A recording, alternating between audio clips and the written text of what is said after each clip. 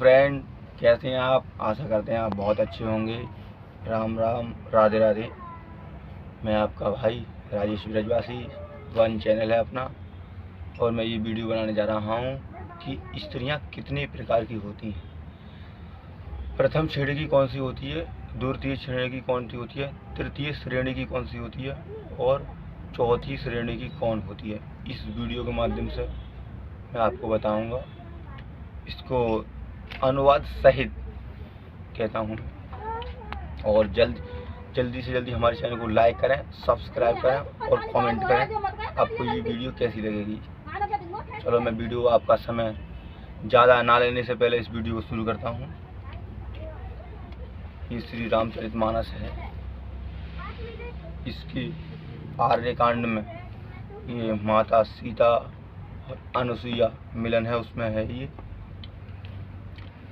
जगत पतिव्रत चार विद अयहि, वेद पुराण संत सब कयहि। उत्तम के अस बस मन माही, सपने आन पुरुष जग नाही। माता अनुसुईया सीता को समझाकर कहती हैं कि जगत में चार प्रकार की पतिव्रता हैं। वेद पुराण और संत सब ऐसा कहते हैं। उत्तम श्रेणी यानी फर्स्ट, पहली श्रेणी की पतिव्रता हैं। वे पति के मन में ऐसा भाव बसा रहता है कि जगत में मेरी पति को छोड़कर दूसरा कोई स्वप्न में भी नहीं आए। यानी कहने का मतलब है, जो प्रथम श्रेणी की पतिव्रताएं स्त्रियां होती हैं, उनके मन में ऐसा भाव हर समय रहता है कि मेरे पति को छोड़कर दूसरा मैं सपने में भी नहीं देखूं। अगर ऐसी स्त्री हो तो वो प्रथम श्रेणी की पतिव्रता मानी जाती हैं। दूसरी है मध्यम पर पति देखे कैसे, भ्राता पिता पुत्र ने जैसे। धर्म विचार समुझ कुल रही, सो निष्किष्ट त्रिय श्रुत अस कहि। यानी मध्यम श्रेणी की पतिव्रताएं पराये पति को देखती हैं। वो कैसे देखती हैं? जैसे कि वो अपना सगा भाई हो, सगा पिता हो, पुत्र हो, अर्थात समान अवस्था वालों को वह भाई के रूप में देखती हैं, बड़ों को पिता के रूप में और छोटों को अपने पुत्र के रूप में देखती हैं।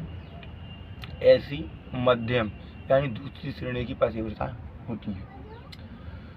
जो धर्म को विचार कर और अपने कुल की मर्यादा समझकर बची रहती हैं, वह निष्कृष्ट यानी निम्न श्रेणी की स्त्री है, जो वेद कहते हैं। यानी जो स्त्री अपने पति की भय से या डर से बची रहती है, वो भी तीसरी श्रेणी की पतिव्रता कहलाती है। अब चौथा है धर्म बिनु अवसर भय ते रह जोई, जानहु अधम नारे जग सोई। पति वंचक पति पर पति रति करही, रौरव नरक कल्प सत परही। जो स्त्री मौका न मिलने से या भयवश पतिव्रता बनी रहती है, जगत में उसे अधम जानना। पति को धोखा देने वाली जो स्त्री पराये पति से रति करती है, वह तो 100 कल्पतर नरक में पड़ी रहती है। जो स्त्री पति को धोखा देकर दूसरे पति के साथ रति करती है, वो 100 कल्पों तक नरक में पड़ी रहती है। ये वेद कहते हैं, जो रामायण में लिखा हुआ।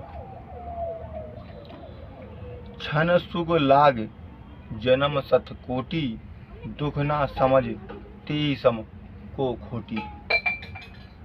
बिनु श्रम नार परम गति लयहि, पतिव्रत धर्म छाड़ छल गई।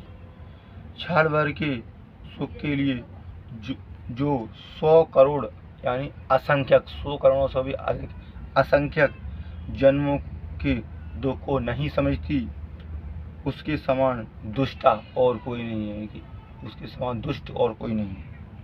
जो स्त्री छल छोड़कर पतिव्रत धर्म को ग्रहण करती है वह बिना ही परिश्रम परम गति को प्राप्त करती है।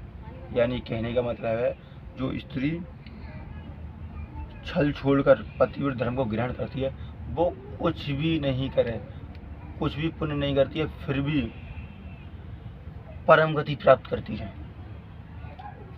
पति प्रतिकूल जन्म जो जाई, विधवा होई पाए तरुणाई।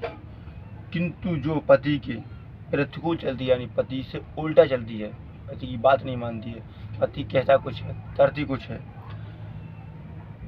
किंतु जो पति के प्रतिकूल चलती है वह जहाँ भी जाकर जन्म लेती है वहीं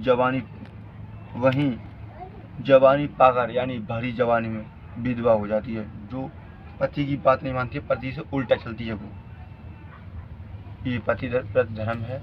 तो आपको कैसा लगा कमेंट करके जरूर बताएं। धन्यवाद। राधे राधे, राम राम।